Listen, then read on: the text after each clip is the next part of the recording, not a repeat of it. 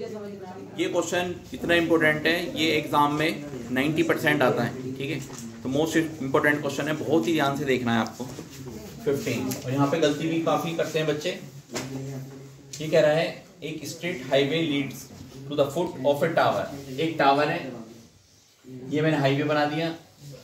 ठीक है, a man standing at the top of the tower, एक आदमी टावर के टॉप पर है, तो ए पर है, यहाँ पे एक आदमी है। ठीक है, observe a car eight angle of depression of 30 degree. वो इस कार को, ठीक है, सी पॉइंट पे एक कार है, वो डिप्रेशन एंगल से, कितने एंगल से देख रहा है वो इस कार को? 30 डिग्री से। तो ये 30 डिग्री से उस कार को देख रहा है, तो मैंने ये अल्टरनेट से कन्वर्ट कर दिया, ये भी 30 डिग्री हो जाएगा।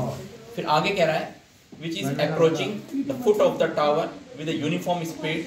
वो टावर की तरफ कार स्पीड से जा रही है, यूनिफॉर्म स्पीड से जा रही है। 6 सेकंड लेटर, 6 सेकंड बाद वो कार यहाँ पर आ गई होगी। अब उस कार को वो कितने डिग्री से देख रहा है? 60 डिग्री से। इस कार को वो इस बार कितने एंगल से देख रहा है? 60 डिग्री से देख रहा है। तो एंगल मैंने बोला भी आपको, जितना एंगल पीछे होता रहता है तो एंगल भी कम होता रहता है। तो डायग्राम हमारा बिल्कुल सही बना है, ये 60 डिग्री।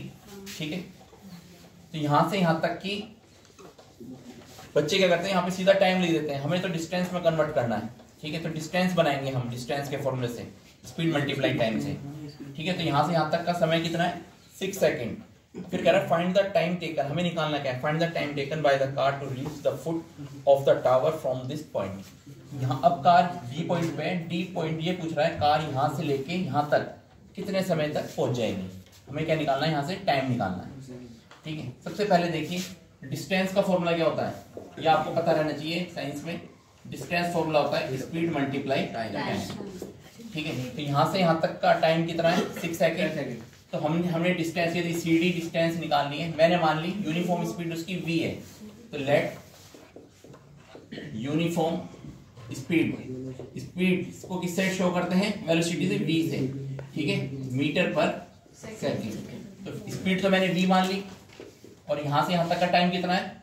6 सेकंड। तो CD कितनी आ गई हमारी? 6v। तो मैंने डिस्टेंस में कन्वर्ट कर ली 6v। इसी तरह से db, D से लेके B तक की डिस्टेंस कितनी हो जाएगी? स्पीड मल्टीप्लाई टाइम से। तो स्पीड मैंने v मान रखी है, टाइम मुझे निकालना है। ठीक है, तो टाइम मैंने t से शो कर दिया, तो डिस्टेंस कितनी होगी? vt। यहाँ से यहाँ तक की डिस्टेंस कितनी होगी? vt। तो टोटल डिस्टेंस कितनी होगी बताइए? 6v plus vt। ये डायग्राम आपने बता दिया है। ठीक है, आपको इस बार इसकी हाइट भी नहीं दी है, मैंने मान ली h मीटर है। इसकी हाइट भी कितनी मैंने मान ली? h metre. हमें ये भी नहीं दी है। सबसे पहले हम इस वाले एक वाले ट्रायंगल में लेंगे, फिर हम बड़े ट्रायंगल में लेंगे। ठीक है, तो देखिए सबसे पहले हम लेंगे इन ट्रायंगल ADB में, बताइए tan 60 डिग्री कितना हो जाएगा?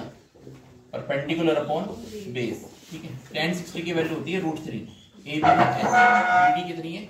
VT।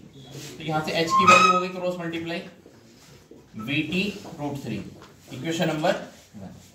अब हम लेंगे बड़े वाले ट्रायंगल में ACB में, बताइए tan 30 डिग्री की वैल्यू, tan 30 का तो परपेंडिकुलर अपॉन बेस, तो AB अपॉन BC, B से C तक वैल्यू क्या होती है tan 30 की? 1/√3। AB है H, और B से C तक की डिस्टेंस मैंने फाइंड कर रखी है 6v प्लस VT।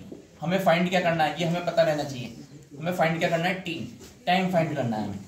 ठीक है, क्रॉस मल्टीप्लाई कर लेंगे, h√3 is equal to 6v plus VT। h की वैल्यू लगा देंगे हम यहाँ पे। h की वैल्यू क्या बताइए? VT √3, और ये भी हमारा √3 है।